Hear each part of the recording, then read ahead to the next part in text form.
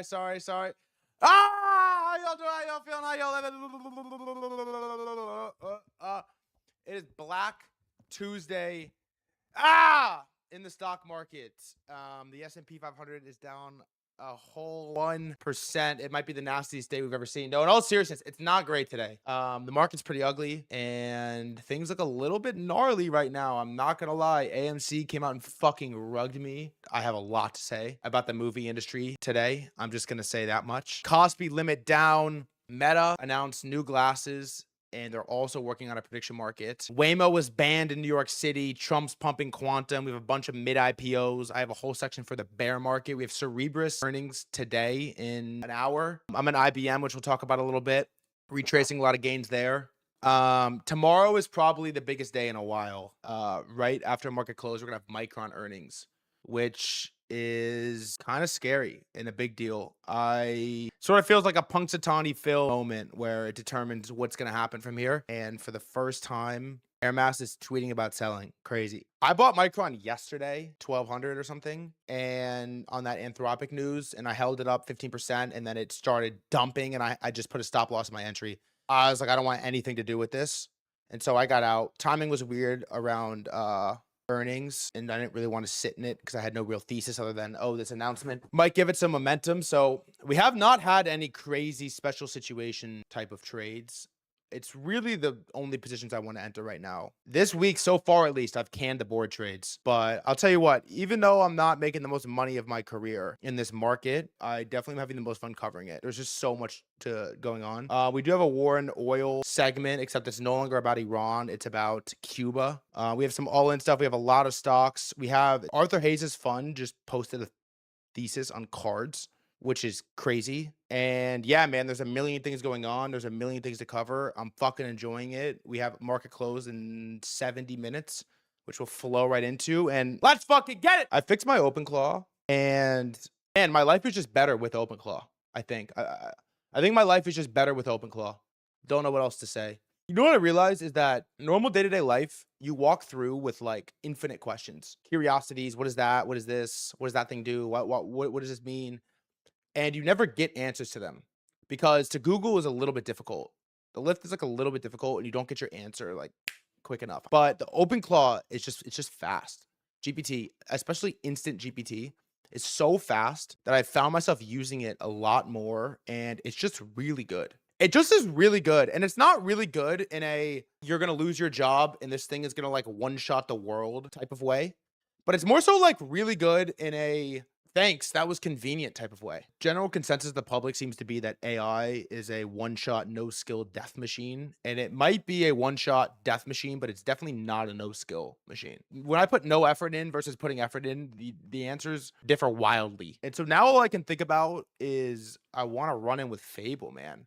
I never got to use it. It's so brutal that I never got to use it. I yearn for something I never had. It's Dario's fault, you know? It's Sam's fault. It just is. It's like, you can't expect them to just get informed. I remember when I first got into crypto in 2021, I had this idea that the future of capital markets will run on Ethereum and everybody will have their money in a MetaMask, and the future of all founders is a DAO and everyone will vote on everything. And if you can't figure out how to use MetaMask and how to store a seed phrase, then you're going to get left behind. That's actually not how it works at all. And you have to meet everybody else where they're at. They are not going to meet you where you're at. And so you can't go around with these sensationalized, scary takes about how it's going to destroy the world and then expect people to do the research and do the work and then come to their own conclusion, because nobody does the research or the work for anything and nobody comes to the conclusion. And the 1% of the world that does their own research and does the work and comes to their own conclusion run the world. They're not the smartest. They're not the most talented, but they are in charge. And so what I think as a result is I think this is how the corporate stack works right now.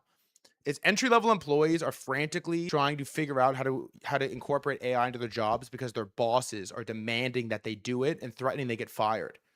And the reason their bosses are demanding the entry levels incorporate AI and threatening to fire them is because their bosses telling them you need to figure out how to incorporate, agentic workflows into the work stack. And the reason that they're doing it is because their boss who runs his C-suite at the company, is looking over at every other public company saying, if we're going to get our fucking share price up, we need to pull an Allbirds or a Block or some. We got to announce AI layoffs, or we got to announce a partnership with a Neo Cloud, or we got to announce an AI workflow or an AI product or something. And everyone in the entire stack is freaking out about it because nobody has an ability to actually sit down and try to learn how to use any of this stuff. Because if you did, I think you would realize it's not a one-shot death machine.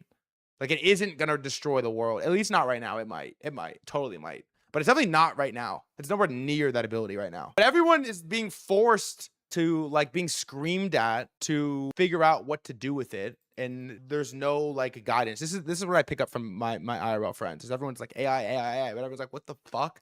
No one has any idea. I mean, I don't have any idea. What I did, I talk to OpenClaw every once in a while. And that basically is what it is. So yeah, we have a lot to get into today. I have a bunch of mini topics before market close.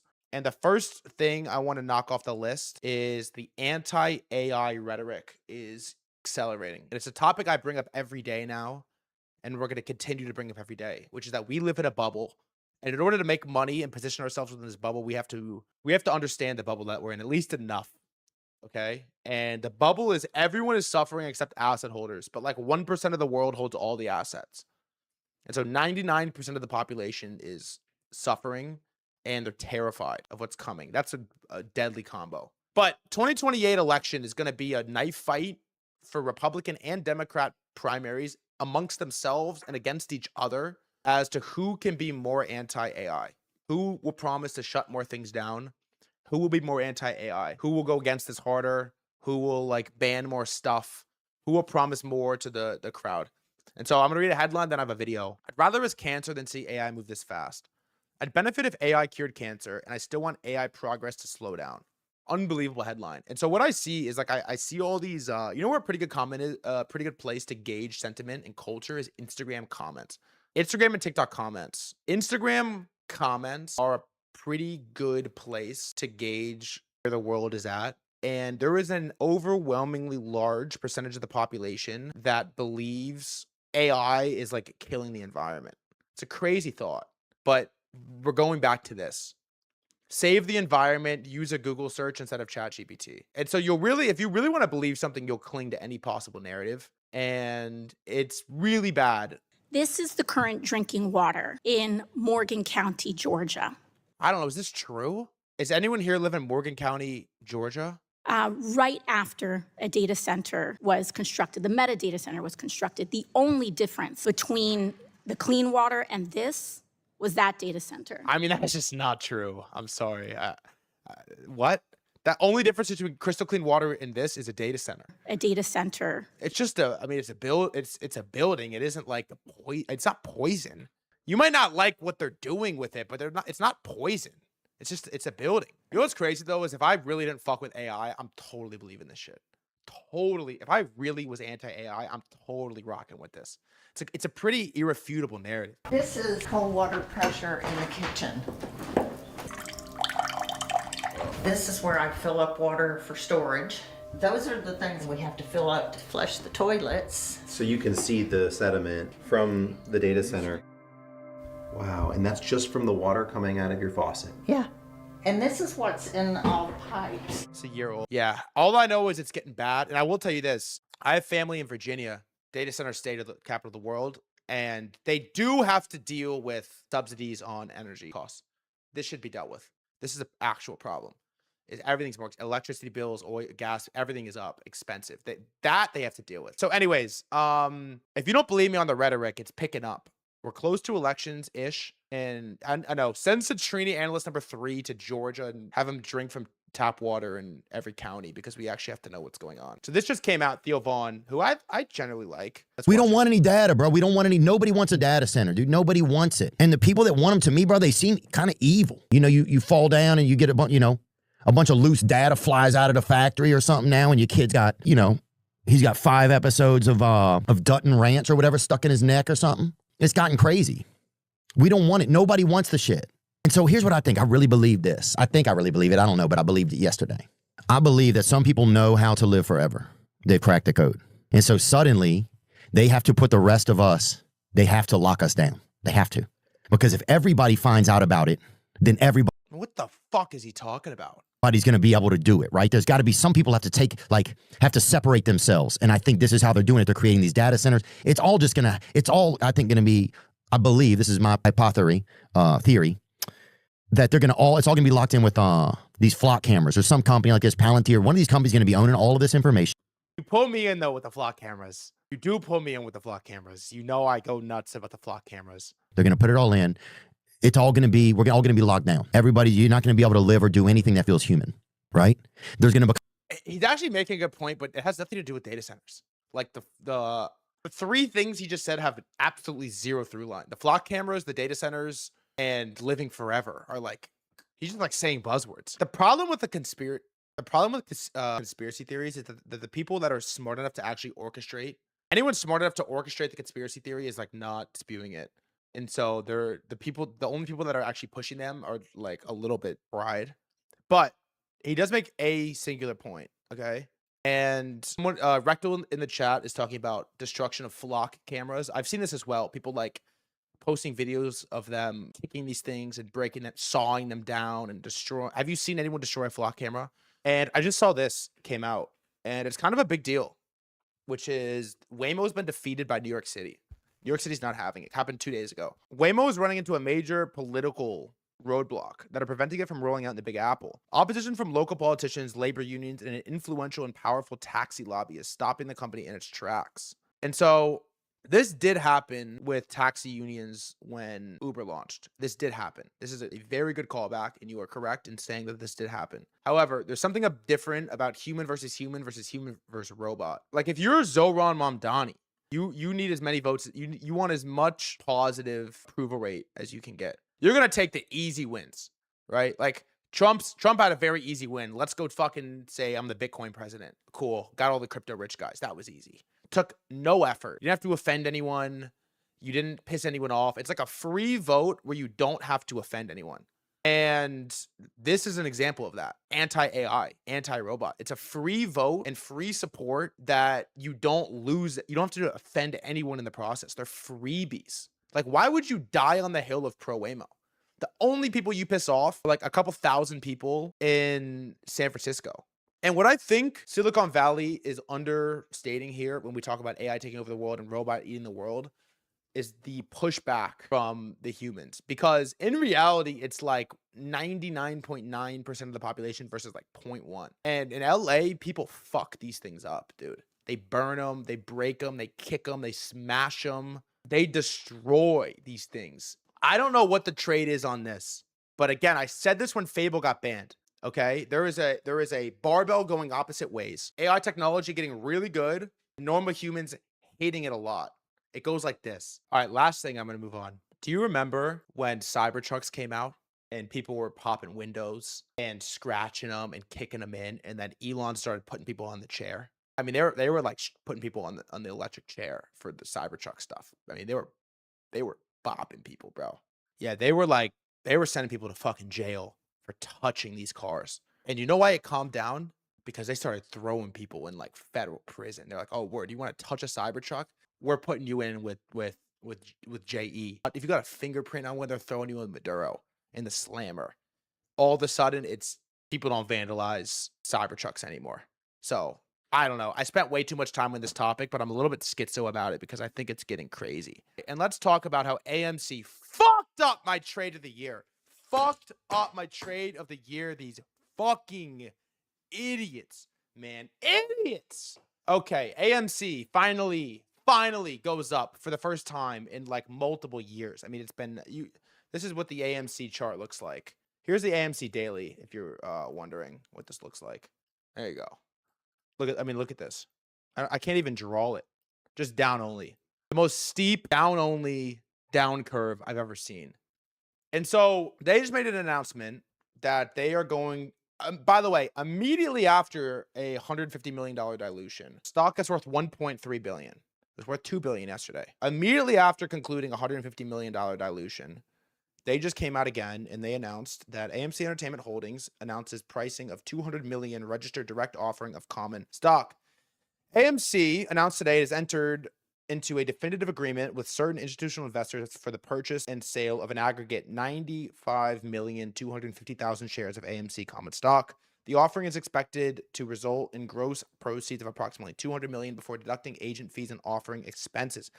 AMC intends to use the net proceeds from the offering to redeem all of its $125 million aggregate principal amount of 6.125 senior subordinate notes due 2027. Related fees, costs, premiums, and expenses associated therewith and for general corporate purposes, which may include the repayment of other debt, the strengthening of AMC's cash reserves, and investments to enhance the movie-going experience at AMC theaters. And AMC daily on the news is down 23% in a straight green line. I mean, they're fucking idiots. I don't know what to say. It's very frustrating because, okay, everyone's gonna be in the comments like, oh, that's why you don't buy a shitco. No. I recognize an incredible setup. Okay, there's obviously this vibe shift of IRL is cool again. Everyone wants to do IRL, and people will say, oh, well, you just moved to New York. No.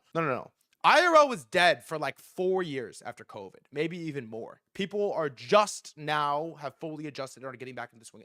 IRL was dead the same way being hot was dead. It was not a thing. You couldn't do IRL. There was like 4 years in the Lizzo era. I talked about this yesterday, where you were not allowed to be hot. It was like a sin to be hot. It was a shame to be hot. It was like, it was sinful. It was shameful. In the same vein, you couldn't go, no one did anything IRL. There was nothing to do. You couldn't do anything IRL. There's been a major vibe shift. I talked about this yesterday. I think movies are really well positioned because everybody wants to go back outside and do things IRL, but Zoomers don't want to drink. And so there's not that many activities you can do in person that don't require drinking. Movies are one of them. Okay. And so fun as a concept, it works. And so I'm thinking through what is the best way to express my long L short drinking, yada, yada, yada thesis. Well, movies seem like a really good one. It's an interesting one. But you look at AMC and you're like, yeah, it's kind of a terrible business. Movies are dead. Well, actually, movies seem to be entering this Renaissance type era. First of all, you have a LeBron-like figure in Timothée Chalamet who is cranking out movies. He does Marty Supreme on Christmas Day. It's a smash hit. Immediately after he's done The Odyssey, Christopher Nolan, who's back, which launches in July. Then Toy Story comes out and they have their best opening in franchise history in 2026, which is almost hard to believe. Okay. At the same time, you have this renaissance of new Hollywood or new internet pushing out old Hollywood. And you have these YouTubers, these YouTube directors putting together these movies for super cheap and going parabolic in the theater. Obsession beat every week in sales, like 4 weeks in a row. It was like one of the best horror movies ever. And Backrooms at the exact same time, at the same level of performance for ridiculously cheap. And so you get the like this mashing of all of these eras together, condensed in this pop of like Obsession and Toy Story and Spider-Man's coming. And The Odyssey is coming, and old Hollywood is crushing, and new Hollywood with the YouTubers are popping. And it's like this like mashing of eras and ideas all at the same time. And there's like two ways to express it. There's IMAX and there's AMC. And every movie you see is at AMC theaters. And yes, you can see things in IMAX, but every movie you see is in AMC. You go to AMC theaters, that's where you go. And so at the same time, Google comes out and they're like, all right, fuck it, A24. Here's $75 million. We're going to invest in you. A24 makes every movie. It's like this beautiful mashing of eras. And I look at it and I'm like, yeah, I'm long that shit. Absolutely. What are the fundamentals? I don't care. What is the revenue? I don't care. Are they profitable? I don't know. I don't care. What I do know is Obsession taking over the world, and I need to be long. And so I longed. And to me, it was one of the cleanest trades I've taken in a while. Put that thing on spot, entered at 196, and we ripped it. And then at the same time, as I'm talking about this idea and this thesis, everyone everywhere is like, IRL is back. Gary V's on TVPN talking about, I'm early to every trend, and like analog is back, IRL is back. At the same time, the Knicks win the finals and everyone's like IRL. Like it just like happened in this beautiful, I'm going to make a lot of fucking money on this trade. And then in back-to-back moments, AMC comes out and they're like, we're finally up. Let's add 15% of supply. I don't know what you're supposed to do about that. I'm new to trading stocks. Forgive me for my naivety. I did not price in the dev waking up after a long night of doing bag and a rough sleep and say, you know what, I would like some more money. Let's add 15% of supply right now. It's unbelievable. It's actually crazy. And then I sat back and I looked at other stocks and I realized, wow, everybody just does this. It's insane. And so I made a tweet complaining about it. And then somebody hit me with this snarky reply. Something, like, maybe you should buy crypto tokens. Like, they can never add more Bitcoin or Solana. And I said, actually, have you seen the Solana inflation emissions? They're actually doing it there too. And then I kind of just came to the conclusion of this is just the way the world works. They're just going to sell stocks to fund the business. And that's just what it is. And so, yeah, I could have been worse. I could have bought AMC at $200. I didn't. Anyways, so we sit here and I'm watching this IRL thesis start to really play out. Like, man, I feel like it's getting a lot of juice. Everyone's talking about it. Madison Square Garden's at all-time highs. Like, I would imagine the Sphere is at all-time highs. All this travel is back up. Like, a lot of these things are really starting to play out. You could feel it in social consensus on the IRL stuff, but I don't know what the trade is. We got to find it. I'm still in StubHub, but you know, StubHub's a mess. You search StubHub and it's like only tweets are about how much of a scam it is. First tweet, StubHub is going on the Mount Rushmore of all-time companies getting dragged on X. It's so bad. Every tweet about StubHub is like shitting on them so bad. And so this is, again, this is the thought. It's like the expression is half the trade. If you can't, the idea is half the trade. I mean, if you can't find the right expression, then it's just not going to work. Also, MSTR is 104. My God. MNST. What is that? Monster Beverage Corporation. As an IRL long? Oh my God. That's nuts. You know how I knew IRL was back? I was walking to this restaurant. I was in New York and I'm walking to this restaurant and I just hear in the background like, don't you worry, child. And I'm like, yeah, it's got it. And so I take a left and I start walking towards it and then don't you worry. And I keep walking, and I come across this like majestic, it like opens up to me through the fucking the clouds, and there's this like majestic field, and there's this like crowd of, brother, there's 5,000 people here, 5,000 people on some random Sunday in the afternoon, and there's this random DJ playing, and it's free, and they have like free drinks. It's like insane. I'm walking around and it's like, bro, I lived in LA. I lived in Richmond. I've been in cities and it was like 5,000 people. It was insane. Singing every word. Nobody on their phones. No phones. Not that many phones. It was just pure, just like, And so I sat there, took a picture and left. But man, it was glorious. All right, first and foremost, Meta, you know we love our AI glasses, has come out with 2 announcements. Meta's back to back today. Okay, first and foremost, they announced that they're launching their first smart glasses under their own brand, below Ray-Bans, pricing with $299 adventure and furry. Is that Fury or Furry models? $80 cheaper than the latest Ray-Ban Meta Wayfarer. So they're pretty cheap. They look good. And they're also going to be launching a $400 Kylie Jenner Starfire model. You know what is always a short? Never ask yourself the question, should I short sell Snapchat? The answer is yes. Because Snapchat on the announcement is down an additional 4% in a straight line on Snapchat. Also, Kylie Jenner's a pretty sick get. Not going to lie. Like, Kylie Jenner's a big deal. I'm sorry. And it's a pretty sick ambassador. It's like Snapchat has Jimmy Butler. And Snapchat is in talks to pay Robert Downey Jr. $100 million to be an ambassador for Specs. That's just, that's disgusting. Yeah, a lot of people are bull posting these glasses, and I am just unsure who the marginal user is for them. The glasses thing is weird and it's uncomfortable, and I'll tell you this as well. I do not like when people look at me with Meta glasses. I don't like being in pictures. I don't want to be on film. And when someone comes up to me and they have the glasses on, I feel noticeably uncomfortable. And you feel uncomfortable talking to somebody that has the glasses on. You just do. And so we added a couple things from Snap, which is, there needs to be a name for how incredibly useful something has to be to overcome how ridiculously goofy it looks. And so it's worth calling out that on the announcement that Meta's cheapening the price to $300 per pair, which I think is realistic for what you get. It's a good price.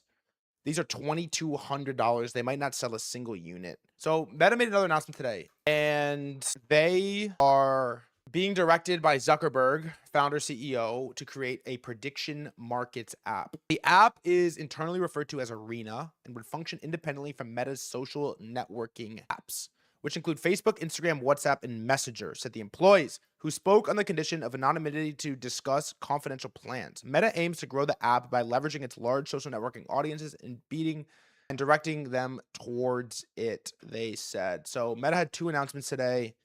Price action is flat, completely flat. Had a nice little move in the morning on the glasses announcement, but it's completely flat. And then I'll read you this, and then I want to give you a take. Micron should recover most of the loss today before close. Pattern is mega bullish, at least 1,500 after earnings.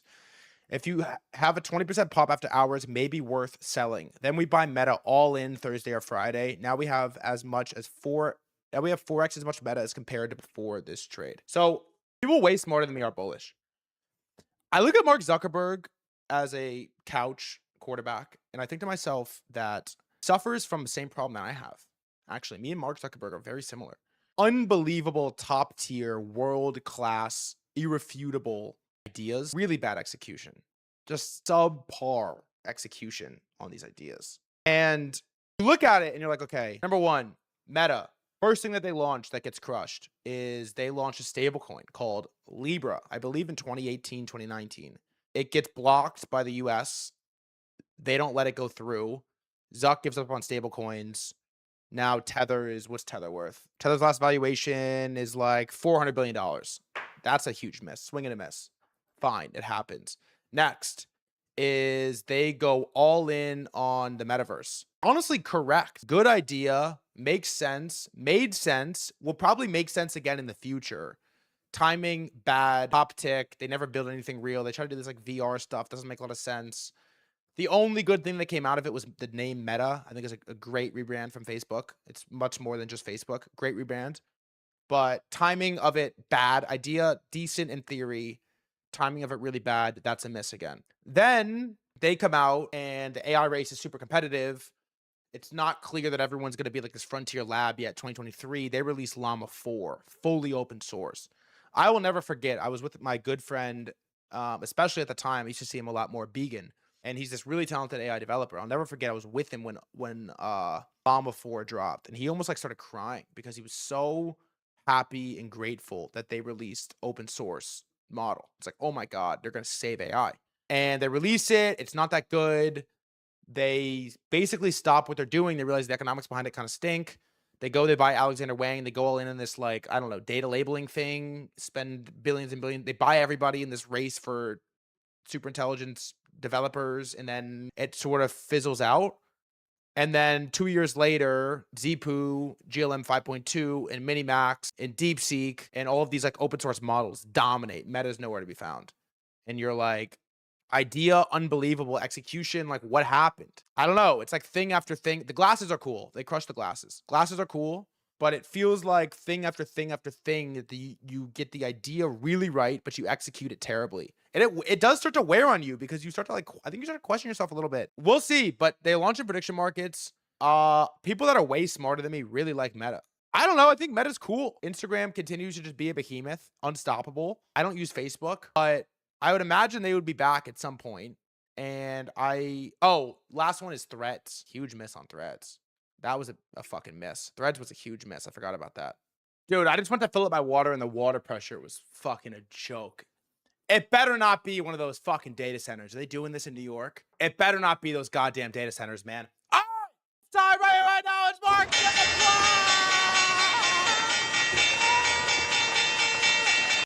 It was a dark day. It was a dark day in the markets today. Oh my Lord. It was. The SPX comes in down 1.44%, 7,365. NASDAQ 100, that is down 3%. That is a gnarly one. All these charts sort of look the same. The Dow's basically flat. The semi index is down 8%. Semi's got murked today. Fucking crushed. IGV is flat, and the IBB bio index is looking insane. I fuck, I'm gonna be honest. I'm sitting here staring at this thing, looking like, look at this thing. This looks really good, in my opinion. It's been in this for like, it kind of just broke out of it off the top tick here. It's been in this for like, I don't know. How long has it been in this range? 230 days and some change. That is a really good looking chart, especially on a day like today. Now, the scariest trade today is the Kospi. It's a South Korea index, and they circuit broke this thing down 10% in a straight line. My understanding of what happened, other than the fact that South Korea has been really overextended, is this article came out and it scared the fuck out of everybody. And they started panic dumping the Kospi, Hynix, Samsung, everything in between. And it got kind of ugly. Goldman came out. They published a rebuttal to it. But I don't think it was this article per se that did it. Maybe it was like a catalyst. But yeah, as Greg mentioned, there was 100-to-1 call to put ratio. And so there's a couple explanations to what happened here. So Jukon tweets and says, why did it fall today? 1, Korean leverage trading has climbed to excessively high levels. 2, ahead of a Micron earnings, profit taking is underway. Micron also got crushed. 3, Korean lawmakers are discussing imposing taxes on unrealized gains from stocks. That's pretty scary. I will actually look into that. 4, SK Hynix overtaking Samsung and market capitalization is being read as a market top signal. 5 is a delay in SK Hynix ADR listing. Delay in SK Hynix trading in the US. And 6 is the failure of the Korean market to gain inclusion in the MSCI. That's the Morgan Stanley. The ADR thing, I think, is a big deal. People are pretty excited to trade K in the US. But then this article comes out that I don't fully understand, but let's just like cover it just because it's important and we're getting good at stuff we don't understand.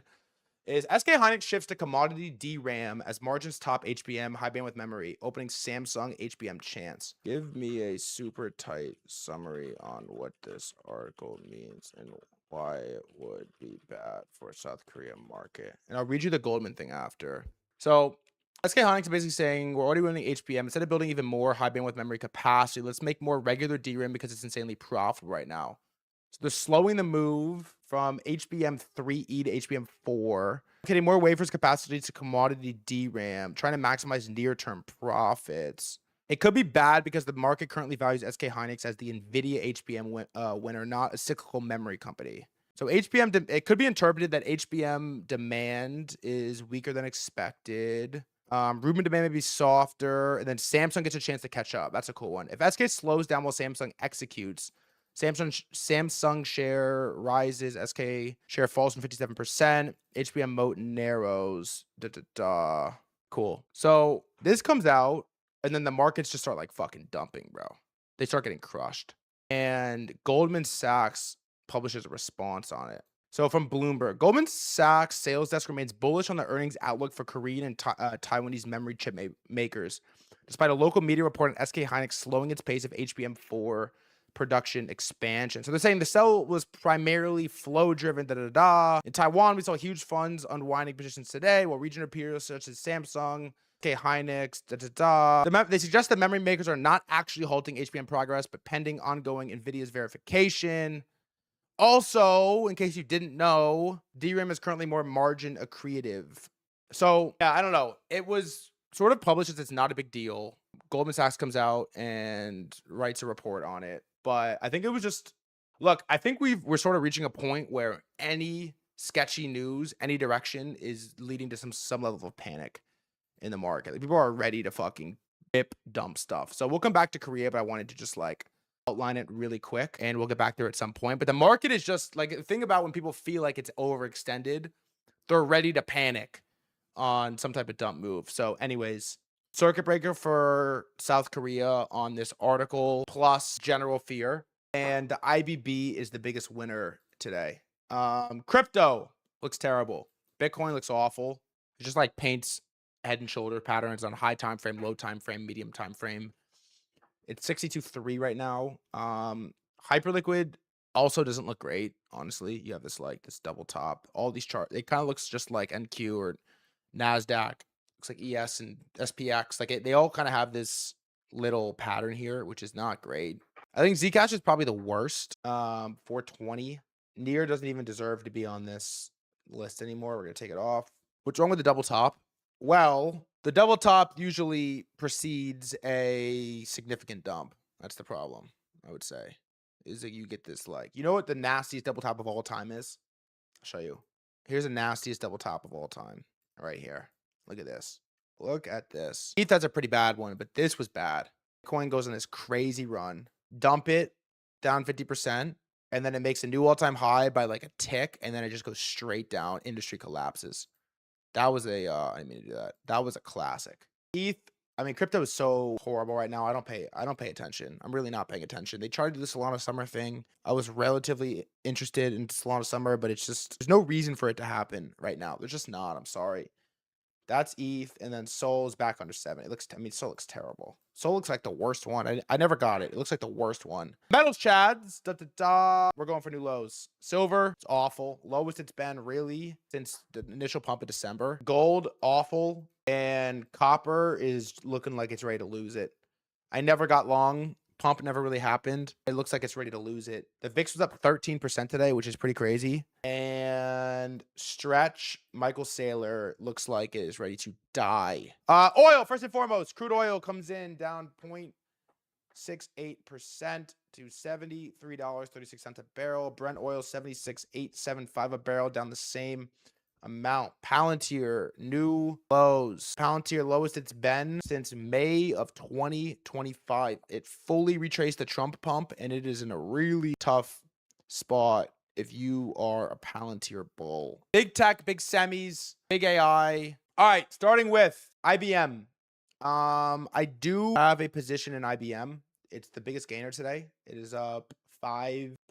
Most of that happened after hours yesterday. I entered at my entry is like 256. I actually bought a little bit more today. I'm really only thinking in short-term trades right now because market feels overextended and scary, and I feel late to the trend. It's hard to buy a lot of spot. So this is what happened yesterday is Trump went on this crazy quantum spree, and it felt like a good entry. So the White House comes out, they start talking about quantum from every official channel, Department of Energy, White House, Trump's account, Truth Social, every account, they're talking about quantum. Trump brings the CEO, also, do we miss Cerebus earnings? Trump brings the CEO of IBM behind him, and they do an entire press conference. And so I saw it, I see all the quantum push, and I'm like, yeah, worth a click. Not my favorite special situations trade, but worth a click. He's begging me to buy it. Worth a click, and so I did. And there's a couple funny clips from it. This is one of them. There aren't too many. IBM CEO Arvind Krishna, who's a great man, who's a really great job. What a great job. What a job you've done. I used to have that stock when it was much, much lower. I brilliantly sold it when I became president. That was not a good move. Pretty funny, but it was just funny. So like Department of War, quantum dominance. And so the US is basically going around, and any tech, AI, quantum, nuclear, space, anything that is remotely crypto related to emerging technology, the US is declaring they're going to be the dominant force of it. I actually really like this. I like it.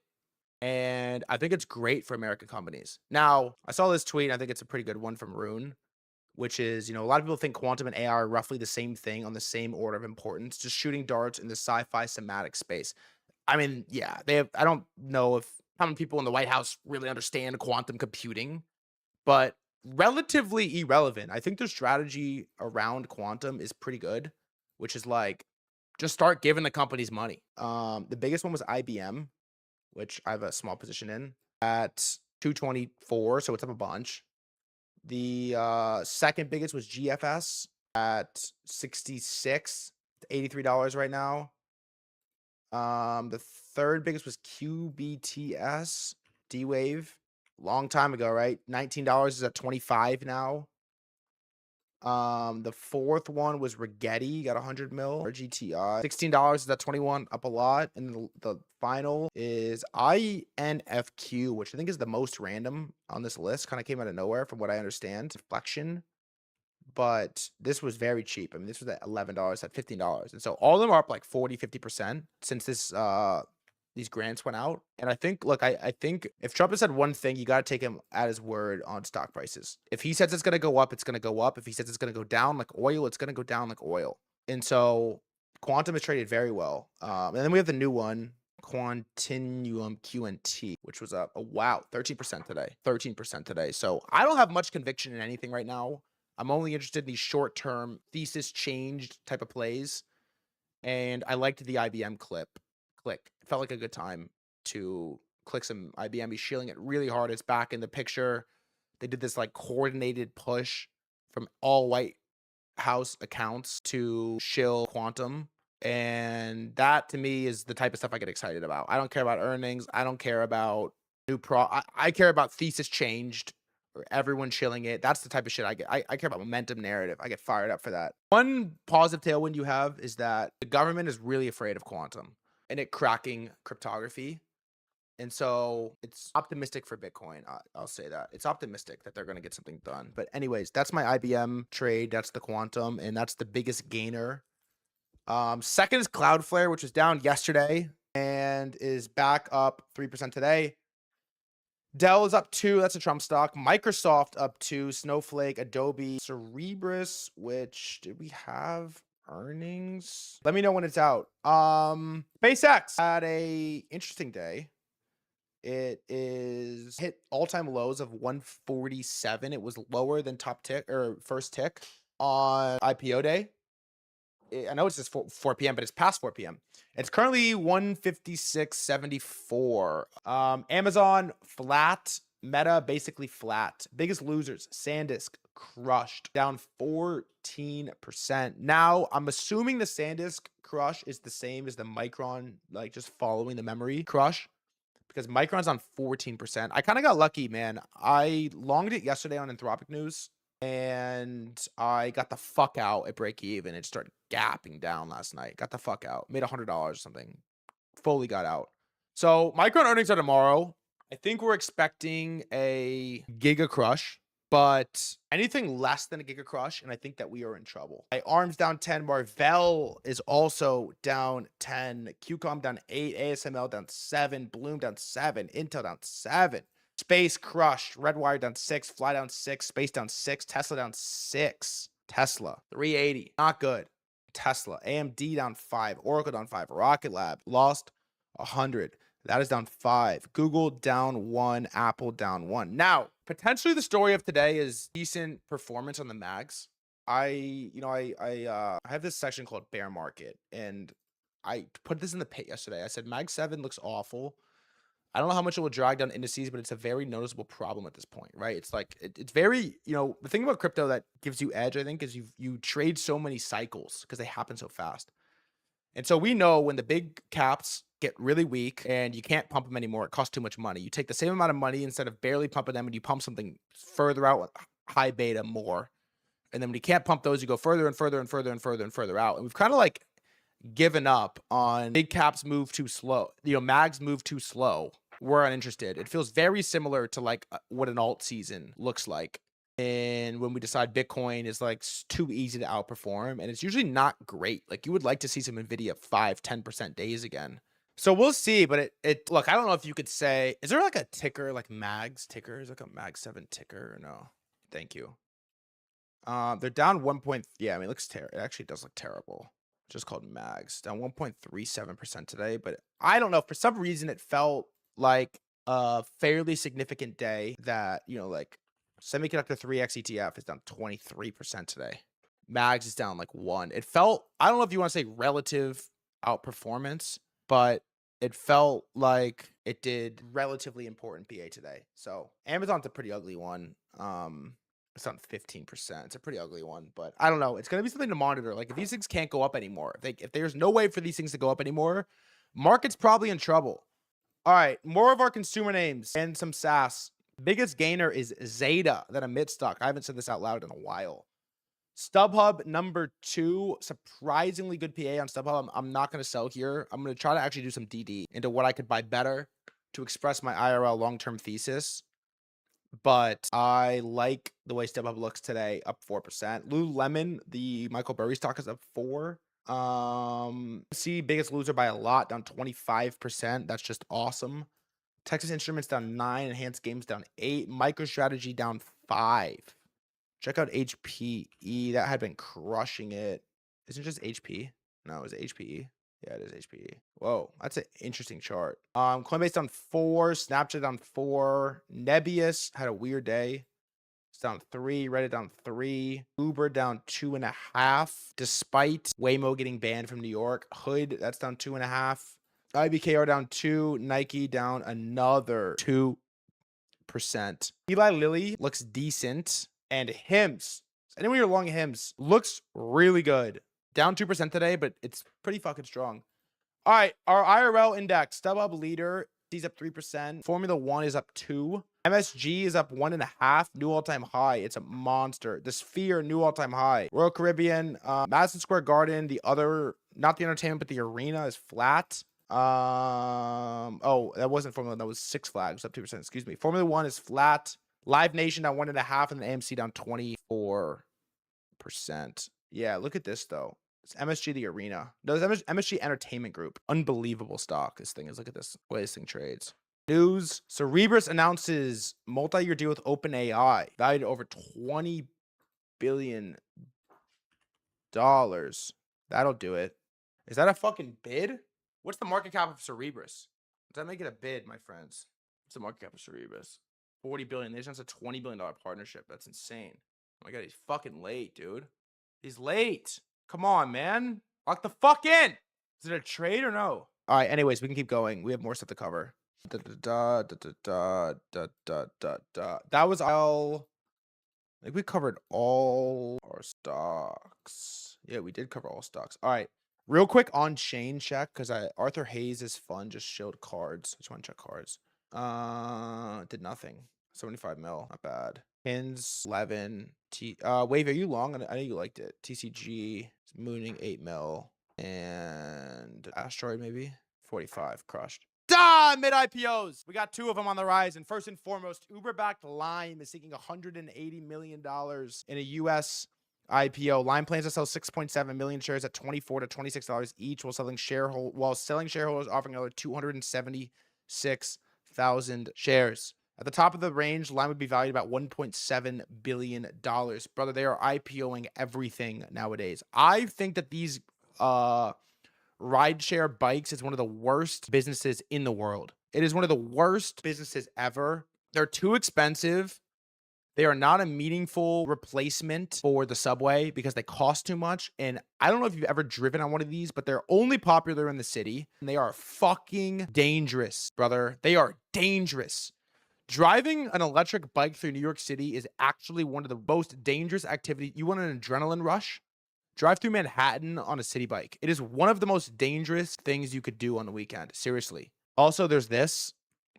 SoftBank, who backs everything. Backed used car marketplace Caro. Anyone ever use this? Is considering confidentially filing for a U.S. IPO as soon as this month. Caro may raise up to 500 mil. And is considering a second listing in Singapore through SGX's new global listing board. Founded in 2015, they operate primarily in Asia with services including car sales, financing, insurance, and after-sales care. I've never heard of it, but holy fuck, are used cars getting expensive. We're not that far away from the level where you can't buy a car for under 100 grand. Everyone's used cars are going up except for mine. All right, let's switch it up a little bit.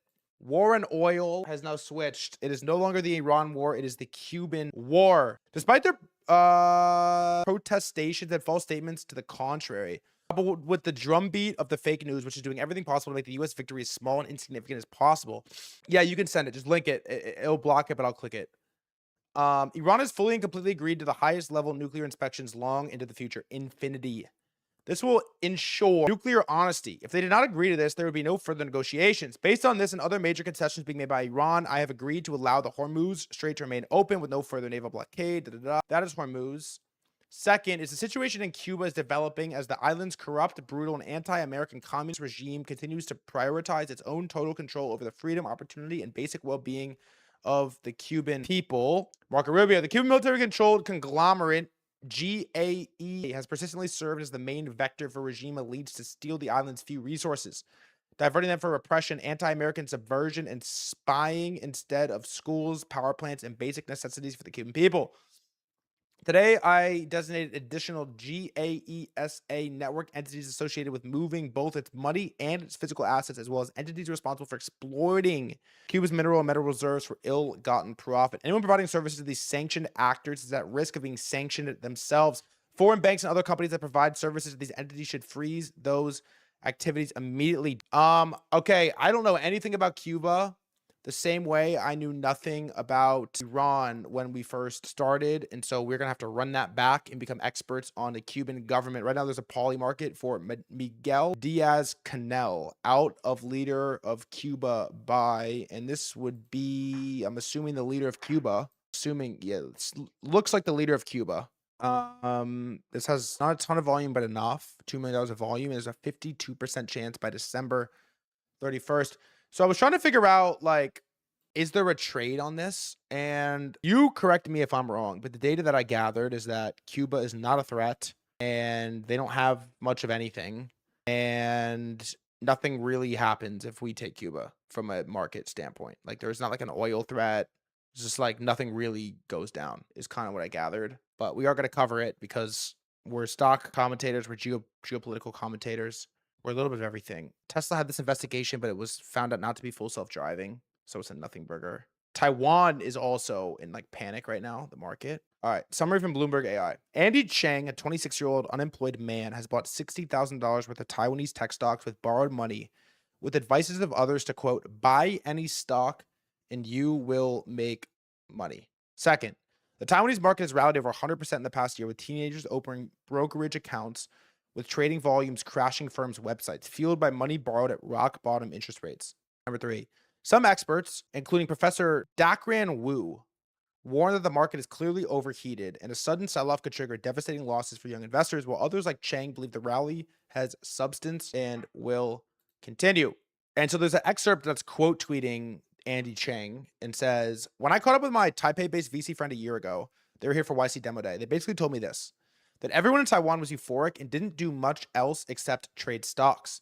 The job market there has been pretty bad for young people for a while, though. Unemployment for 20 to 24-year-olds has consistently been about 12% for the last decade. When I ran a university nonprofit in Taiwan before and a bit into the pandemic, over half of our graduates ended up self-employed trading crypto or something for at least a bit. I haven't kept in touch, but imagine they're on top of the current boom too, as it's difficult for someone who's used to the benefits of leveraged financialization to sit down and work that has a more tangible correlation to outcomes. LOL. I mean, I definitely saw that happen with folks in my same age cohort. Followed by, last thing is, I guess on these topics and on the South Korean topic, there is this IPO coming, CXMT. It's a Chinese company, and apparently Chinese IPOs always do really well because they IPO at very low prices, is what I'm being told. And this is like the hottest memory name that's mogging everybody right now, and I think it's coming relatively soon. Changjin Memory Technologies, China's top DRAM maker, founded in 2016, has rocketed to the world's 4th largest supplier with an 8% global revenue share, fueled by AI-driven demand and soaring prices.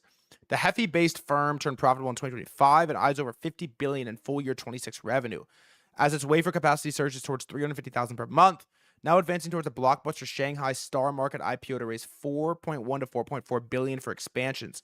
It trails leaders in advanced tech, but benefits from tight global supplies expected through 2028.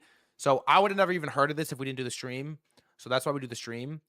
But yeah, the Taiwan thing is basically the same story that's coming out of South Korea. It's basically the same story that's coming out of crypto, coming out of US stocks, that everyone's trading stocks all of the time, and once you trade, leverage, and experience nuclear gains, it's really difficult to go back. Now, markets will crash at some point, always, and they'll boom again, and they'll crash, and people will go back. But the amount of people that can never go back to normal life after trading, I think, is exponentially going to be up and to the right. And as more and more things get automated, I think more and more people will turn to speculate on them. Tomorrow is Micron, which is probably the hottest stock in the world right now. And it seems to be the thing that has the most exposure across everybody. So tomorrow is Micron earnings. We're going to do the normal stream. We're going to do what we do. We're going to be great at it. Near the end, whenever they go live, 4:30 or whatever, we're going to watch a little bit of earnings. I know they're boring, but they are important. And we are going to fucking body it, because that's what we do, bro. That's what we do. It's what we do. We find a topic. We either know about it or we don't know about it, and we fucking learned about it, and that's what we do, man. I'm here to fucking make money. I'm here to get smart. I'm here to do what we do every single day. So tomorrow is a very important stream. If you don't come to every stream, I highly recommend you come to tomorrow's Micron Earnings. Good luck. May the gods be with you, the old and the new. And I will see you on the next one. I'll catch you when I catch you on ZYC. Live every day, 2:30 p.m., more like 2:35, 2:40 p.m. EST. I'll catch you when I catch you on ZYC. Have a great rest of your day. Love you, motherfucker. See you in the pit. Peace, peace, peace.